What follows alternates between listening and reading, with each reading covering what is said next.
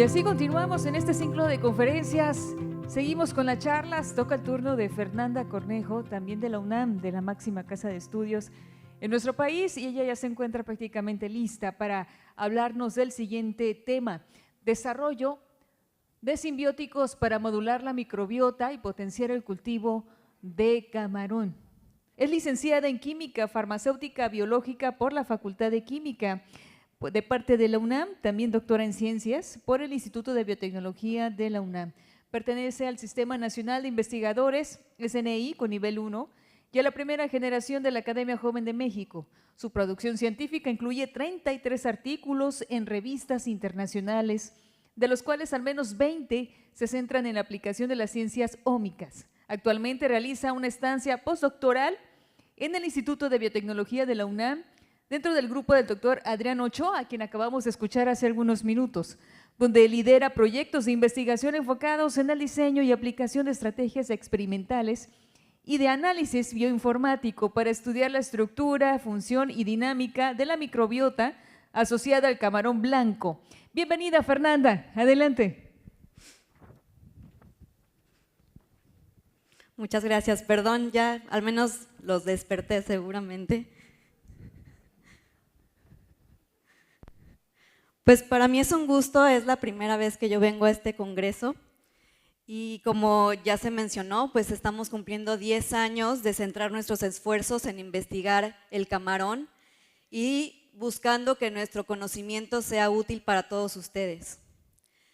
Entonces, les voy a contar como otro brazo de este trabajo, que se trata sobre lo que hemos aprendido del desarrollo de simbióticos para modular la microbiota y potenciar el cultivo de camarón. Entonces, recordando, nosotros hemos empezado desde 2015 a generar conocimiento y conocer cómo funciona el camarón, qué es lo que lo afecta y en particular cómo todos estos factores afectan a la microbiota y cómo esto se traduce en beneficios para la producción. Bueno, el uso de probióticos y prebióticos, ustedes lo saben muy bien, no es algo nuevo. Hay muchos, ya lleva varios años de aplicación, no solo en México, sino en todo el mundo. Y gracias al convenio que ahora tenemos con CESACIN, hemos podido enterarnos que en los últimos años, aproximadamente de las 50,000 hectáreas que se han censado, cerca del 90% utiliza algún tipo de probiótico como aditamento al alimento o incluso en el agua. De ese 90%, el 60% son probióticos comerciales y alrededor del 40% son probióticos de tipo casero. Entonces, esta es una alternativa muy útil y que ha probado ser muy prometedora, sobre todo para disminuir la necesidad del uso de antibióticos y del uso de químicos, lo cual es una opción bastante favorable para nuestro planeta, dejar de atacarlo tanto con agentes que lo pueden dañar más que beneficiar.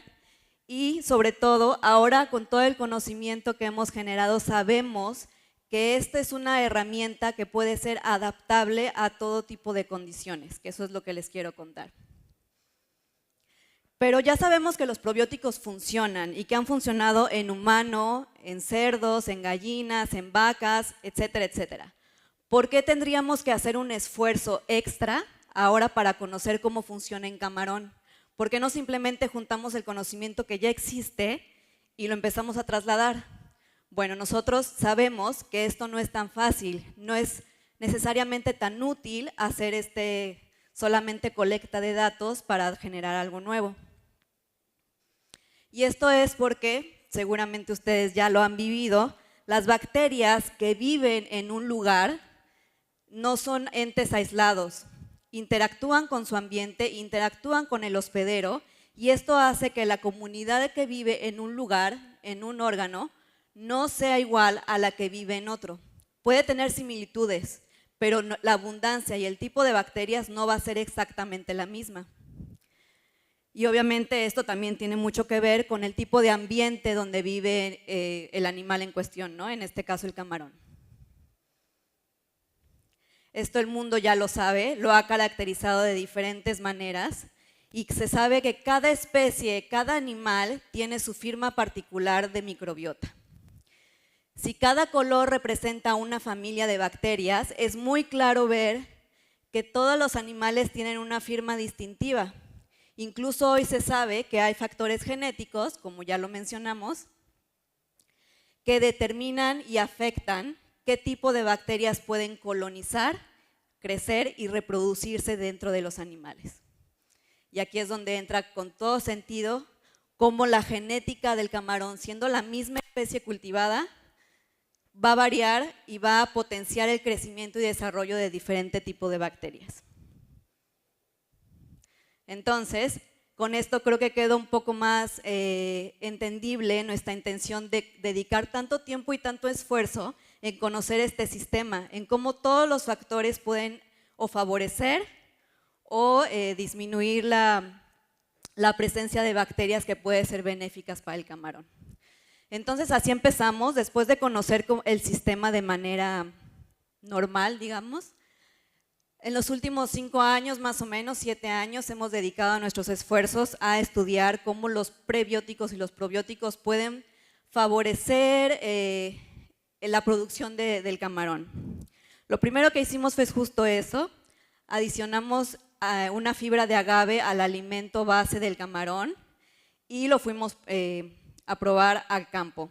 Que esto es algo muy importante, nuestro foco y nuestra intención siempre ha sido buscar si nuestras ideas y nuestros experimentos funcionan directamente en condiciones reales. Nos hemos saltado un poco ese paso de pasar por peceras para entonces ver si en las condiciones que realmente son las que se necesitan, nosotros tenemos algún efecto. Entonces mezclamos esta fibra de agave con el alimento, pusimos camarones encerrados en unas jaulas dentro de un estanque real de producción y los mantuvimos ahí alimentándose con nuestras formulaciones durante aproximadamente 2 meses. Después de eso hicimos un análisis ómico de las comunidades bacterianas que habitan en esos camarones después de estar alimentados durante tanto tiempo. Y pudimos observar que hay un enriquecimiento de bacterias benéficas, ¿no? Aquí vemos comparación del control. Cada uno de nuestros tratamientos tiende a aumentar la presencia de bacterias benéficas en el intestino del camarón. Y otra cosa que observamos fue que no necesariamente aplicar diferentes tipos de fibras da los mismos resultados. Otra vez estamos reforzando esta idea que todos los factores ambientales, sea alimentación, agua, sedimento, la especie, la genética, tienen un factor mayor o menor, pero todos participan en formar estas comunidades bacterianas que al final afectan al desarrollo del camarón.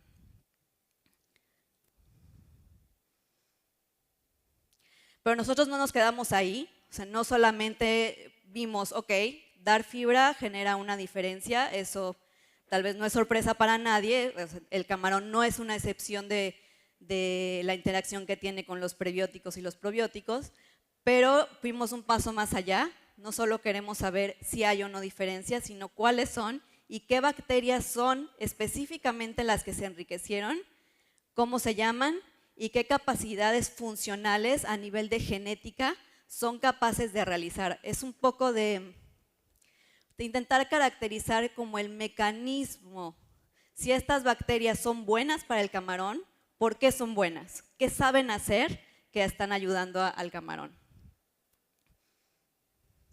Entonces eso fue lo que hicimos, acá. De estos camarones que alimentamos con las fibras, aislamos las bacterias, las cultivamos y entonces empezamos a estudiar sus genomas. En este ejemplo de aquí logramos caracterizar completamente el genoma de una de estas bacterias y publicarlo porque, como ya se mencionó también, para nosotros es muy importante que toda la información que generamos y todas las ideas y todas las locuras sean validadas por personas que también se dedican a esto y que son expertos tal vez con otro tipo de inquietudes, pero que validan que lo que estamos haciendo al menos está moderadamente bien hecho, ¿no? Que tiene sentido, que no nos estamos inventando nada y que todo está bajo el rigor científico que se necesita para comprobar las cosas.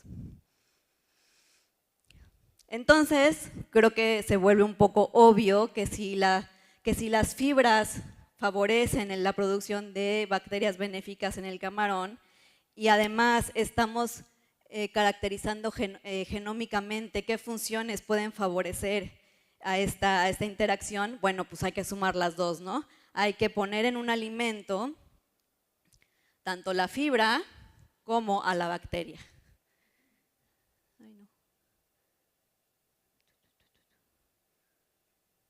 Perdón, entonces todo esto es lo que hemos continuado publicando otra vez para pues decirle al mundo y que nos pregunten y que nos validen el conocimiento. Entonces, la suma de la fibra más las bacterias que estamos aislando, esto es a lo que nosotros llamamos un simbiótico, ¿no? Una suma de esfuerzos entre la bacteria que yo sé que es buena para mí y la comida que es necesaria para que esta bacteria crezca. Algo muy importante que se enlaza con lo que dije al principio es que estas bacterias son aisladas directamente del camarón, porque algo esencial para que un probiótico se considere exitoso es que el probiótico, la bacteria viva, puede vivir adentro del camarón, sabe vivir ahí, sabe vivir en el intestino. Entonces, si yo traigo una bacteria que aislé del intestino de una gallina, no puedo apostar que esa misma bacteria sabe vivir en el intestino de un camarón porque las condiciones son completamente diferentes. Entonces nosotros, justamente por eso, todas las bacterias que estamos trabajando las hemos aislado directamente del camarón y de esta región. Sin dejar de tomar en cuenta que nuestra intención final es que todo funcione en campo.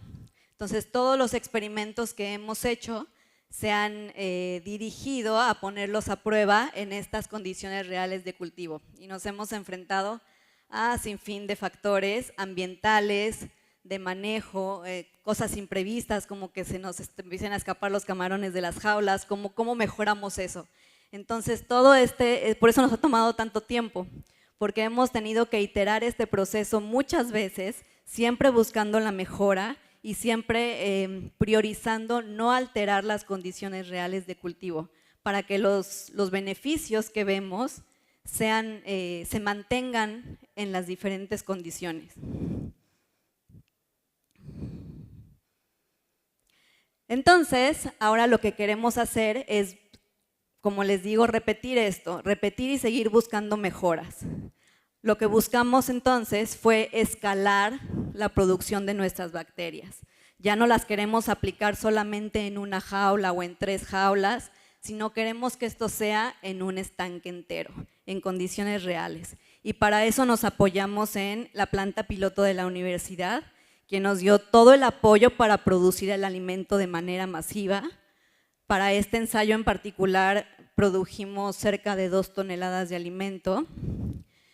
Y tuvimos todo el apoyo, ¿no? Para buscar las mejores condiciones de crecimiento de nuestras bacterias y la mejor forma de adicionarla al alimento base que después se lo podíamos dar a los camarones.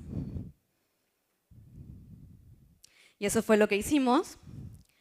Usamos, gracias a que la Granja Renacimiento nos confió uno de sus estanques, pudimos alimentar a alrededor de 60,000 camarones durante 50 días con una nueva formulación. Este fue algo muy particular porque, bueno, si bien nos están confiando un estanque, nos dijeron, bueno, pero vámonos despacio, no te voy a dar el estanque que más me produce, te voy a dar uno que pues, si algo pasa, pues tampoco yo me quedo sin nada, ¿no? Entonces, este era un estanque pequeño que ellos tenían contemplado como, pues no un estanque prioritario, ¿no? Era un estanque estresado, que no tenía poco recambio de agua, que no les había dado muchísima productividad y que entonces para nosotros era un muy buen reto, porque si lográbamos mejorar esto, entonces en un estanque en óptimas condiciones, pues todavía eso tenía que ser mejor. y tuvimos bastantes buenos resultados. El factor de alimentación, de conversión de alimentación en la granja promedio era de 1.9 y en nuestro experimento observamos un factor de conversión alimentaria de 1.6, ¿no? Un poquito más bajo, tal vez no mucho. Mantuvimos una muy buena sobrevida de los camarones, cuando en promedio en la granja es del 65%, en nuestro estanque fue de 70.6. Además, no mencioné que este era un estanque que se sembró a una alta densidad de 30 camarones por metro cuadrado. Entonces aquí ya tenemos otra prueba más, ¿no? Otra raya al tigre para decir que pues vamos por buen camino y que si bien hemos invertido muchísimo tiempo para tener mejores evidencias de que lo que hacemos funciona, pues íbamos muy bien. Entonces, el camino está funcionando. Tenemos una estrategia donde sumamos una fibra, un prebiótico y una bacteria que está mejorando nuestra producción. Si nosotros pensáramos que estamos construyendo un cohete que nos va a proteger y llevar a la luna, ahí vamos armando el cohete, todavía no está listo, pero ahí va pieza por pieza y se va robusteciendo para eventualmente llevarnos allá. Pero seguimos más, hagamos el camino todavía más específico, más detallado y más útil para nuestros propósitos. Regreso a esto, las bacterias que viven en un animal están influidas por muchísimos factores. Pueden parecer los mismos, pero siempre tienen diferencias importantes porque tienen que aprender y coevolucionar con su ambiente para aprender a aprovecharlo y entonces poder crecer. Entonces, otra vez las bacterias tienen talentos diferentes, ¿no? Si lo queremos ver así. Cada bacteria tiene que aprender a hacer cosas diferentes para aprovechar su medio. Por eso, no cualquier bacteria se utiliza para producir cerveza, no cualquier bacteria la podemos agarrar para producir queso o bioplásticos. Cada una tiene capacidades diferentes, cada una sabe hacer cosas diferentes. No quiere decir que sepan hacer una sola cosa, pero están favoreciendo ciertas actividades que las hacen más o menos exitosas en el nicho donde se encuentran. Y en ese sentido entra nuestra estrategia del análisis genético. ¿Cómo podemos explorar los talentos de las bacterias haciendo un análisis genómico? Y entonces sí, ver qué genes tienen dentro de estas bacterias y entonces podemos entender, entonces la bacteria A tiene un montón de genes azules y los genes azules le sirven para metabolizar muy bien los carbohidratos. Esta bacteria le podríamos meter una fuerte carga de nutrientes de azúcares y potencialmente lo podría resolver muy bien, a diferencia de una bacteria que no tiene estas capacidades. Y así con todas las demás, el tipo de genes que están enriquecidos en las diferentes bacterias deciden de alguna manera las capacidades, los nutrientes, la capacidad de aprovechamiento que cada bacteria puede tener. De tal suerte que, como les decía, si esta bacteria tiene unos genes que favorecen ciertas rutas metabólicas, esta tiene otros y esta tiene otros, creo que parece obvio que entonces hay que sumar las tres, ¿no? Y hacer una comunidad que intencionalmente nos favorezca y nos lleve a un resultado en la producción. Y entonces tener un camino metabólico mucho más robusto, mucho más completo, que favorezca, que siempre nos ayude a mejorar. Y obviamente, pues no solo es mezclar, a veces habrá que mezclar 2 bacterias, a veces 3, a veces 10, a veces el número no es una limitante, ¿no? Hay retos, sí, hay muchos retos porque también tenemos que tomar en cuenta que estas bacterias van a llegar a vivir a un nicho donde ya hay otras y pueden competir entre sí. Entonces tenemos que hacer diferentes ensayos de inhibición, por ejemplo, donde veamos que lo que nosotros estamos metiendo no disminuya o no afecte a la comunidad ya existente. Estamos alterando el ecosistema del camarón, ¿no? Entonces lo tenemos que hacer de manera muy cuidadosa para que sigamos viendo los beneficios y no pues, salga una desventaja por otro lado. Entonces, aquí es donde quiero enlazar con la charla anterior también. Si estamos de acuerdo en que los diferentes factores afectan a la microbiota y a la salud del camarón, podemos desde este punto de vista hacer comunidades biodirigidas a cierto objetivo. Si ustedes me dicen, en mis condiciones, mi mayor problema es que los camarones, no sé, les cuesta mucho trabajo aceptar este tipo de tratamiento, este tipo de alimento, bueno, entonces nosotros podríamos explorar qué tipo de bacterias para ustedes son las mejores, las más importantes, que les podrían soportar o favorecer en el problema que plantean. Y entonces eso es lo que ahorita estamos haciendo, justamente en noviembre, en este mes, a principios de este mes, terminamos un bioensayo donde hicimos una mezcla de bacterias, una comunidad diseñada específicamente para potenciar la ingesta de nutrientes del camarón, y otra vez hicimos un bioensayo, ¿no? Seguimos haciendo nuestra propia formulación para adicionar al alimento, probándolo siempre en campo, y repitiendo este camino de reproducibilidad, de no confiar ni en nosotros mismos, de probarnos constantemente y de siempre buscar mejoras. Ahora fuimos a otro paso más, que en este caso, en este último bioensayo, hicimos un reto donde los camarones, después de ser alimentados con nuestro alimento, los infectamos con una cepa de vibrio que produce la toxina de MS y tuvimos muy buenos resultados. Como podemos ver, esta es una gráfica de sobrevida. El tratamiento que da una mejor sobrevida es el tratamiento A en comparación a otros controles que estuvimos manejando, ¿no? Entonces, justamente esta es nuestra intención, ¿no? Probarnos constantemente. Sabemos que las epidemias son un problema importante para ustedes, entonces vamos colaborando para ver cómo nuestro desarrollo y nuestro conocimiento puede potenciar y ayudarles a ustedes.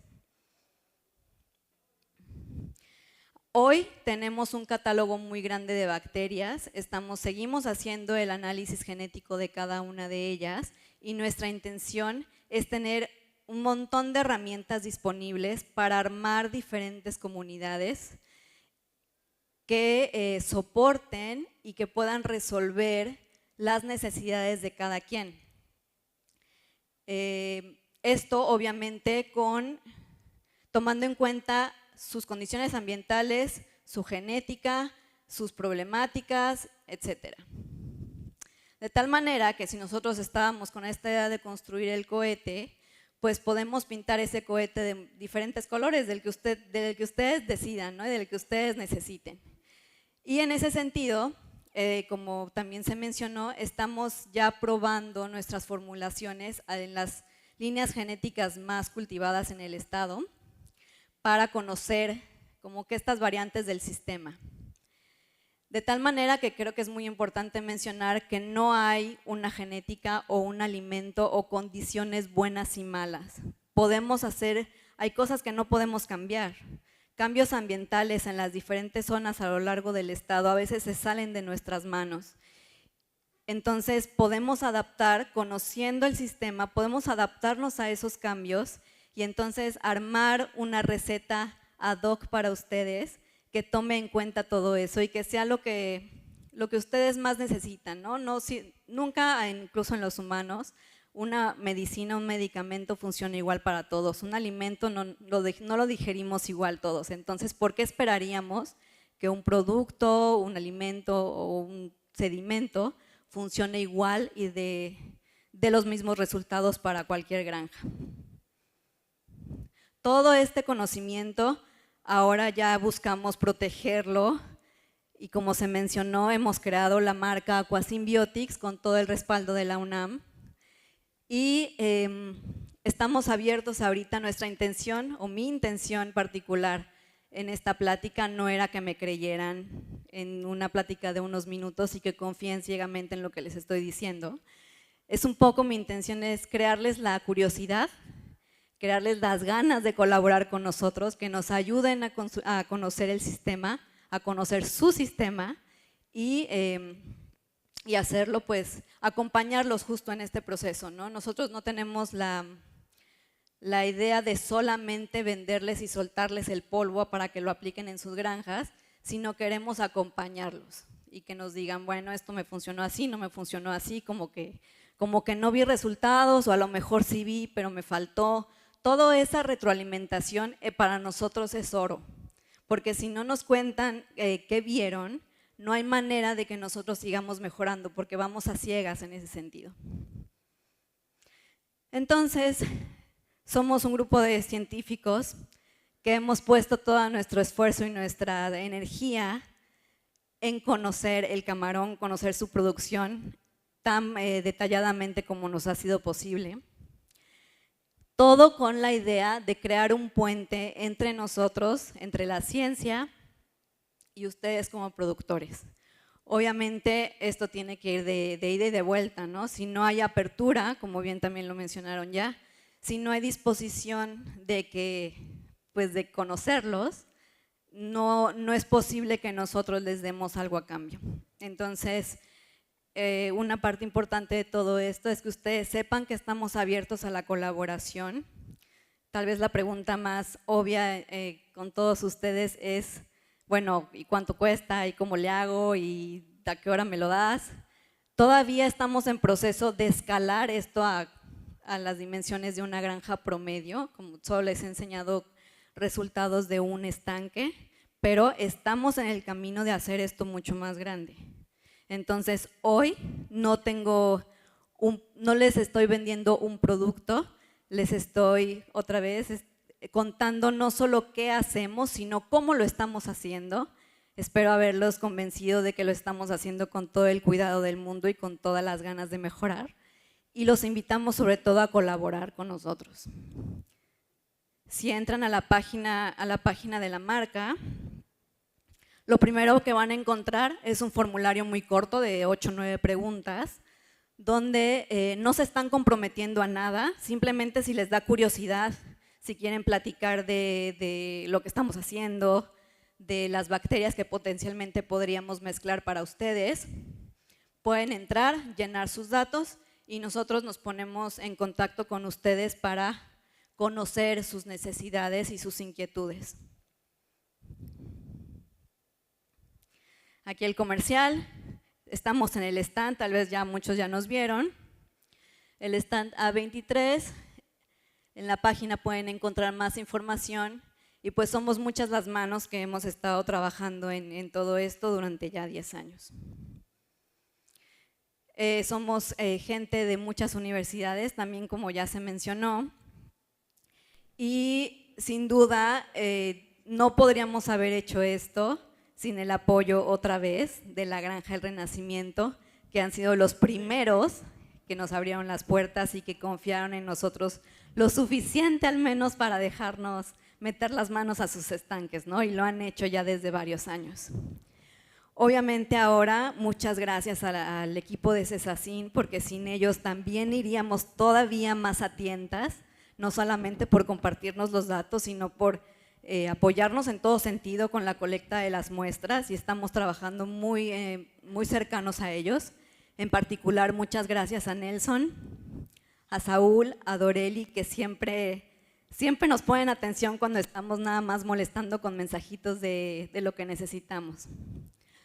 A nuestros colaboradores de diferentes universidades que nos han abierto también las puertas, porque no sabemos hacer, una persona no sabe hacer todo, necesitamos de muchas manos. Y obviamente a la doctora Laura, la directora de nuestro instituto, que hoy está aquí, nos abrió un espacio en su agenda de 1000 actividades y nos vino a acompañar porque reconoce la importancia de lo que estamos haciendo. Y bueno, en el ejemplo que estaban dando justamente y en lo que yo les quise transmitir de la construcción de este cohete que nos iba a llevar al siguiente nivel en la producción de camarón, para reforzar lo que decía el doctor Adrián, si Elon Musk nos está prometiendo que vale la pena invertir esfuerzo, dinero y equivocarse para eventualmente llegar a la Luna o a Marte y colonizar allá, nosotros también queremos conocer el sistema, equivocarnos, volverlo a hacer y mejorar para llevar la producción del camarón al siguiente nivel, y para eso los necesitamos a ustedes. Muchas gracias. Gracias, Fernanda Cornejo, del Instituto de Biotecnología de la UNAM. Tenemos tiempo para preguntas y respuestas. ¿Hay alguna persona interesada? Levante su mano si tiene alguna inquietud. Aquí tenemos dos caballeros.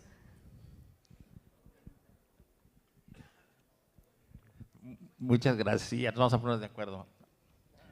Doctora, muchas gracias, muy interesante lo que dice. Yo tengo una pregunta realmente. ¿Cuál es la forma en que ustedes evalúan si la bacteria coloniza o no el intestino?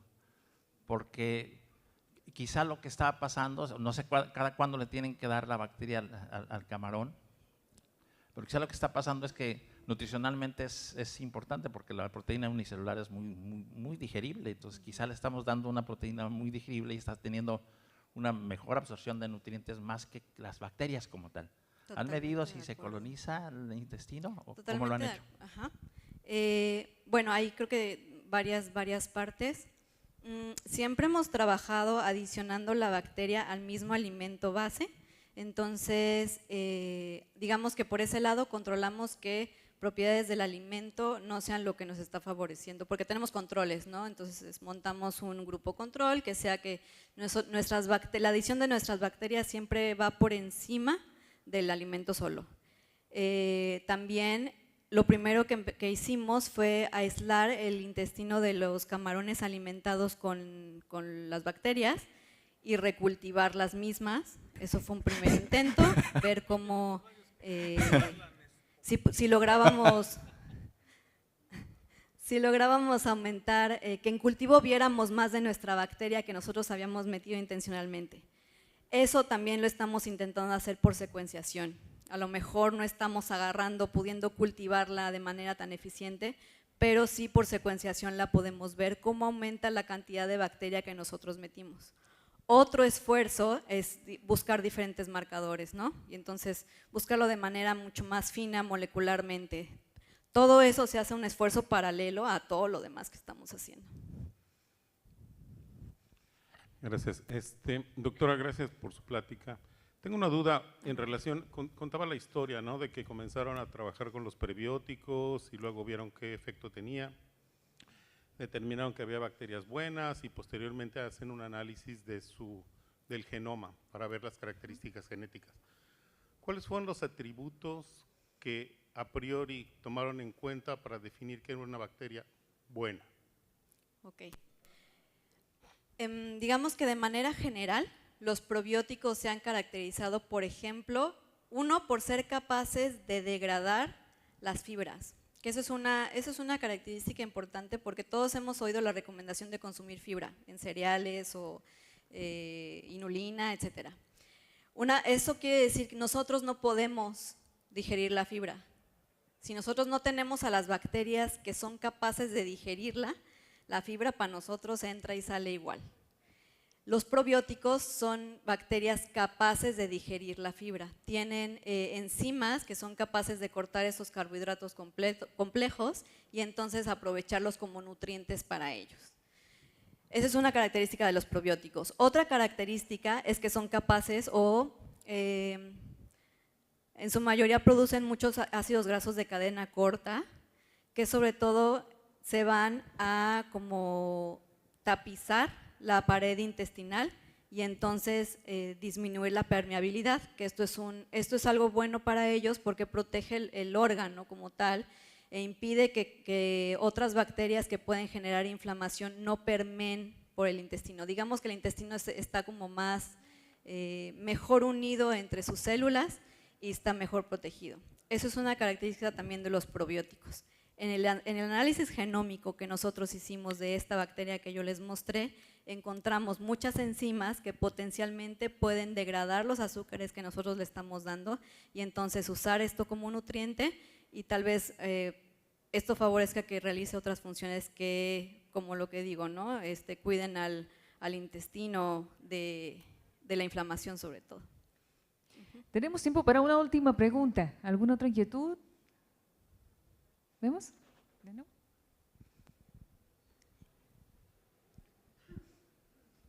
Perdón, sí, es que ahorita que hiciste la pregunta, me parece, doctora, que quizá pudieran utilizar como control bacterias muertas, o sea, no sé si ya lo hayan hecho, o si ya hayan hecho controles solamente con pura fibra, para saber si realmente la combinación que están usando es la correcta o no, como no lo presentaron, a lo mejor sí lo tiene, pero no lo escuchamos. Bacterias muertas le va a dar, en comparación con las vivas, pues le va a dar la diferencia, entonces quizá podrían utilizar cosas. Sí, de acuerdo, esa, ¿no? Eso no lo hemos ¿sí? hecho. Siempre buscamos bacterias vivas con la intención de que colonicen y crezcan y se mantengan ahí, pero sí, es muy buen control. ¿Alguna otra inquietud de parte de los presentes? Ok. Stand A23 para que vayan a preguntar. Fernanda, agradecerte que nos hayas acompañado en este ciclo de conferencias de CONAGUA. El Congreso tiene un presente para ti